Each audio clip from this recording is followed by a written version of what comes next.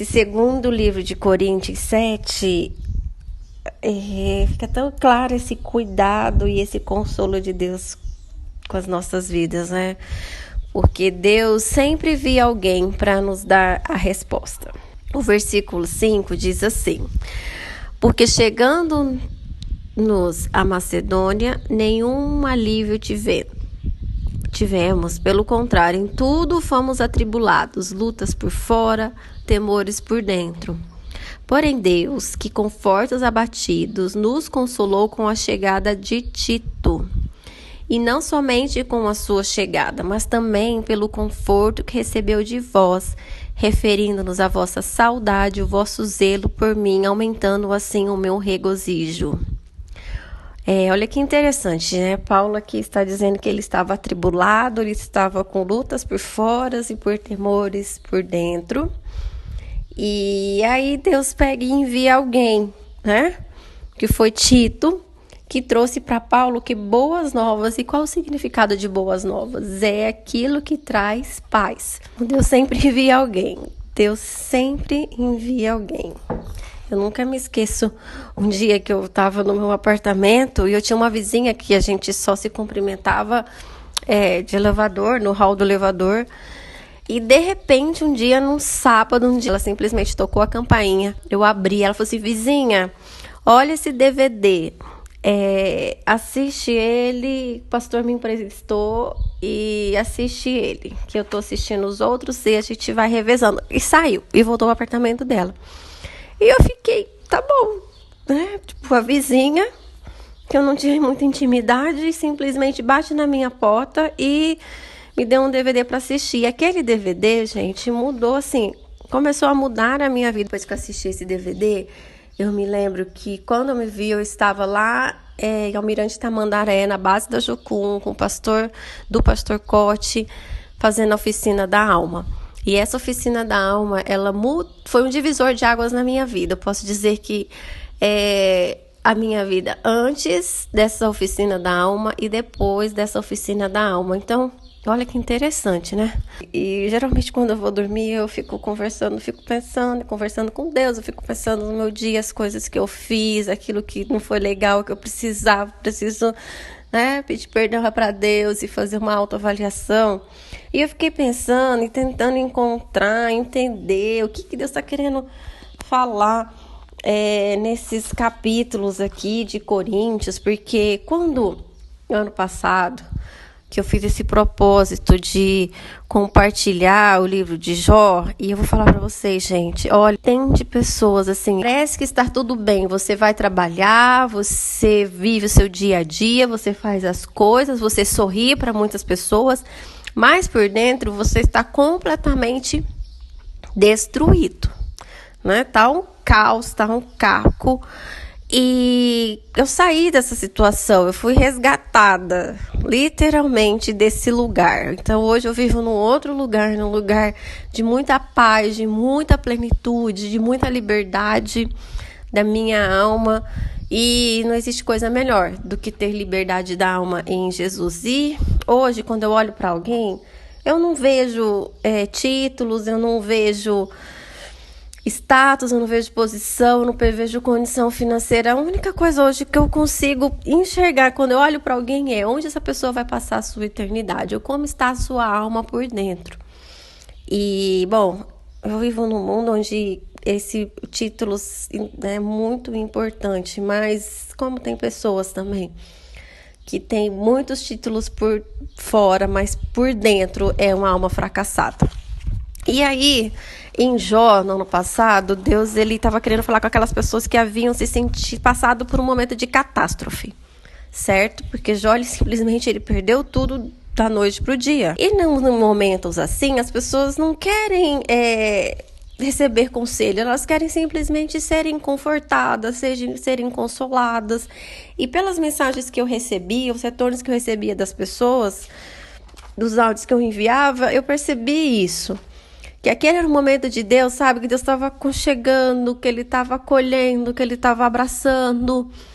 Não era um momento de dar conselhos ou de dar direcionamentos.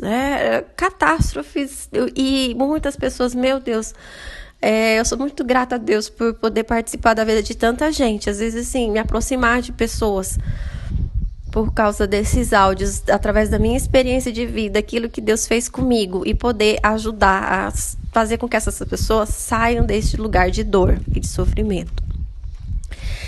E aí, a conclusão que eu cheguei em relação a esse ano, a esse livro de 2 Coríntios, que, bom, passou, a catástrofe, né, já passou, a pessoa já perdeu. Vou usar um exemplo aqui de uma perda de uma pessoa querida, tipo um velório. Você não vai chegar lá e falar para a pessoa, né, se levanta. Não, ali você vai confortar. Só que agora já passou, né? É esse tempo, não é mais aquele lugar. E aí, é como se Deus, assim, quisesse dizer para nós: o que você vai fazer com tudo isso que aconteceu? Ou o que você vai fazer com tudo que fizeram com você? Se te rejeitaram, se te abandonaram, se te causaram dor, ok, mas agora é preciso tomar uma decisão. E aí vem a autorresponsabilidade. E quando a gente volta aqui nos capítulos anteriores, a gente vê que nós já falamos sobre o exemplo, nós já falamos sobre perdão, já falamos sobre as escolhas, né, que nos levam para caminhos de vida, para caminhos de morte, e sobre futuro e eternidade, porque Paulo ele sempre chega, ele nos leva para a perspectiva da eternidade. E aí eu cheguei à conclusão de que Deus está nos orientando a tomarmos uma decisão que nos possibilite uma vida plena e abundante diante o quê? Desse curto espaço de tempo que nós vamos viver aqui, porque o que são 6 anos comparados com uma eternidade infinita, né? E o que nós vamos viver depois, a eternidade de vida. E só que nós não somos robôs. A gente não recebe assim comandos. Deus nos deu capacidade, inteligência de agirmos, de nos movermos, de pensarmos. Então essa decisão tem que partir de nós. E aí o versículo 10 diz assim: porque a tristeza, segundo Deus, produz arrependimento para a salvação, que a ninguém traz pesar, mas a tristeza do mundo produz morte. Então, se a gente não decide, diante de Deus, mudar essa perspectiva, reenquadrar a nossa visão, reenquadrar a nossa vida, a gente vai continuar vivendo a tristeza do mundo, que é o remorso, que é a culpa. E isso só leva para caminhos de morte. Hoje, gente, tantas pessoas pensando em suicídio porque carregam traumas, carregam dores, e isso é preciso mexer. Às vezes a pessoa não quer nem ir para este lugar, né? É como se fosse assim, uma infecção muito grande que você tenha no seu corpo, que dá febre, e aí você fica tratando a febre, mas não quer ir fazer a cirurgia, certo?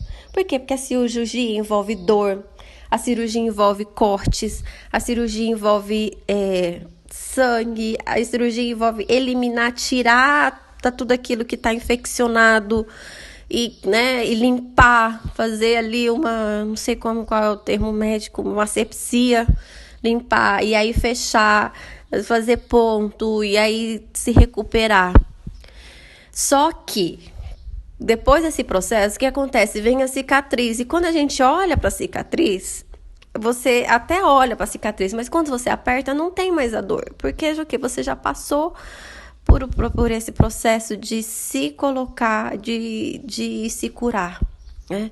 E é assim que Jesus quer fazer com a gente, né? Às vezes a gente precisa voltar e descobrir qual que é a causa e pedir perdão, perdoar as pessoas, e para a gente se livrar desse remorso, dessa culpa. E aí agora eu pergunto para você, qual é o conserto que você precisa fazer na sua vida? Qual peso precisa ser deixado na cruz de Cristo?